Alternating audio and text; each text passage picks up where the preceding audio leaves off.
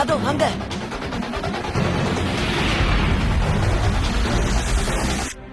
இந்த பாலம் உடைஞ்சிருக்கு.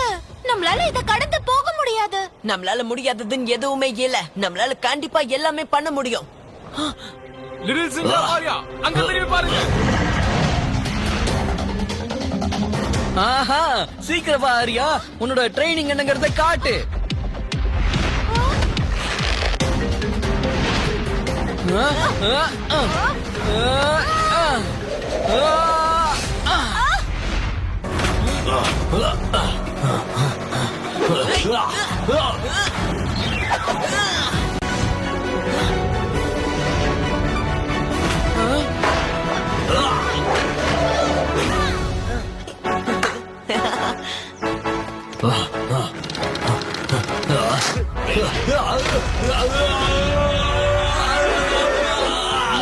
தப்பான வேலை செஞ்சா தப்பான முடிவு தான் ஏற்படும். வாங்க போலாம்.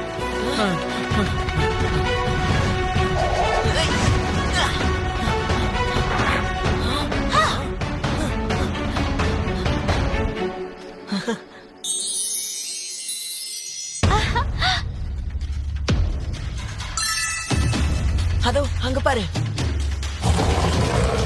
கதவு மூடாம தடுத்து நிறுத்துங்க, இல்லைன்னா நம்ம இங்கேயே மாட்டிப்போம். நான் அந்த பூவை தேடுறேன். சீக்கிரம் பண்ணு தேஜ்.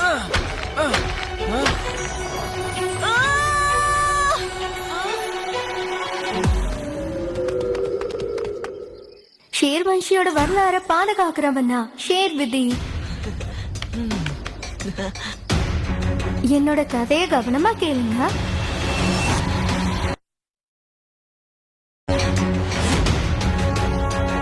பல நூற்றாண்டுகளுக்கு முன்னாடி இங்க ரொம்ப நேர்மையான புத்திசாலியான சிங்கம் இருந்தாரு. எல்லாருக்கும் அவர்தான் ராஜா. ஷேராவோட ராஜ்யத்துல காட்டுல இருந்த எல்லா மிருகங்களும் சந்தோஷமா இருந்துச்சு. ஆனா ஓநாய்கள் சந்தோஷமா இல்ல.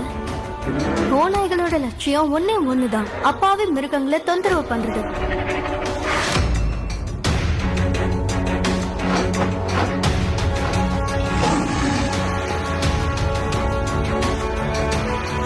ஷேரானு அவங்கள பல தடவை மன்னிச்சிட்டாரு.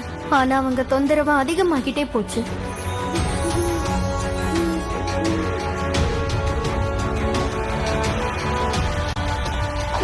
ஷேரான் அவங்கள தடுக்க முயற்சி பண்ணப்போ அவங்க நடு ராத்திரி ஷேரான தாக்க முயற்சி பண்ணாங்க.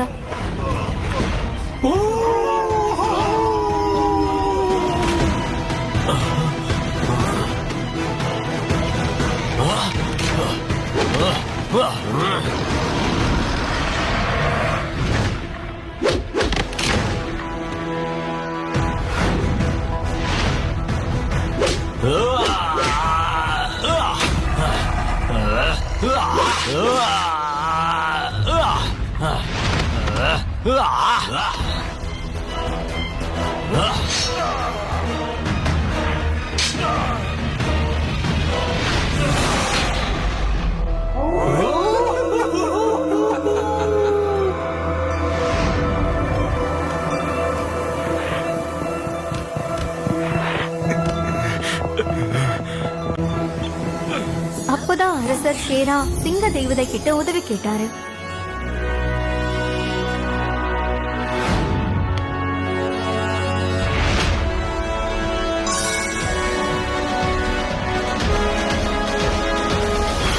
சிங்கதேவியும் ஷேராக்கு 3 அஸ்திரங்கள் கொடுத்தாங்க. 1 சக்தி வாய்ந்த கவசம், 2வது வாயு சக்தி கொண்ட தங்க இறகு, எல்லாத்துக்கும் மேல தங்கத்தால் ஆன ஒரு கை கவசம். இந்த கவசத்தால ஒரு தடவை தாக்குனா போதும், எதிரிகள் பொடி பொடியா ஆயிடுவாங்க.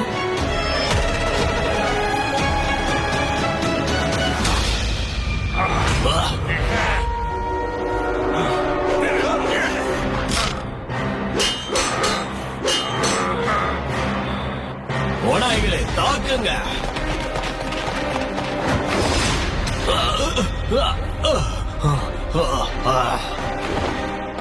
அந்த அஸ்திரங்களோட உதவியாய் ஓநாய்களை வீழ்த்தி இந்த பூமியை விட்டே விரட்டிட்டாரு. அந்த வெற்றிக்கு காரணமா இருந்தது கை கவசம் தான். அவர் ஷேர்தேவ் வீரர்களுக்கும் கெட்டதை எதிர்த்து போராட அவங்கள தயார் பண்ண ஆரம்பிச்சாரு. அதோட அந்த பூமிக்கும் ஷேர்வன்ஷ்னு பேர் வச்சாரு. ஆ சுனேரா பஞ்சா கதை நிஜமா? நான் அதை வெறும் கட்டுக்கதைன்னு தான் நினைச்சேன். இந்த சிங்க நகரத்தை நம்ம 3 அஸ்திரங்களை வச்சு காப்பாத்த முடியும். நமக்கு இருக்க ஒரே வழி அதுதான். அப்பதான் அந்த விலங்குகளை நம்ம ஓட விடலாம். என்ன நான் சொல்றதெல்லாம் சரிதானே? சரியா சொன்ன. அந்த 3 அஸ்திரங்களையும் கண்டுபிடிக்கணும்னா பச்சை பசையன் இருக்க வயிற்று பகுதிக்கு போங்க. நிலத்தோட கால் தடத்துல ஒரு விசித்திரமான கல்ல உடைங்க. உதிக்கிற சூரியனோட ஒளி விடுற இடத்துல ஷேர்திலோட பொன்மொழிகளை நினைவு கூறுங்க. இது ஒண்ணும் அவ்வளவு சுலபம் இல்ல.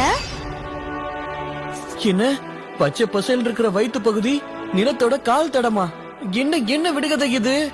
சிங்கத்தோட விதிகளை நம்ம தெரியறதுக்கு இது என்னென்னமோ சொல்லிக்கிட்டு இருக்கு. எனக்கு ஒண்ணும் புரியலையே. ஆனா நம்ம அந்த மாதிரி எதிரி கையில எதையும் போக விடக்கூடாது. பச்சை பசேன்னு இருக்க வயிற்று பகுதினா என்ன அர்த்தம் வரும்? காடு.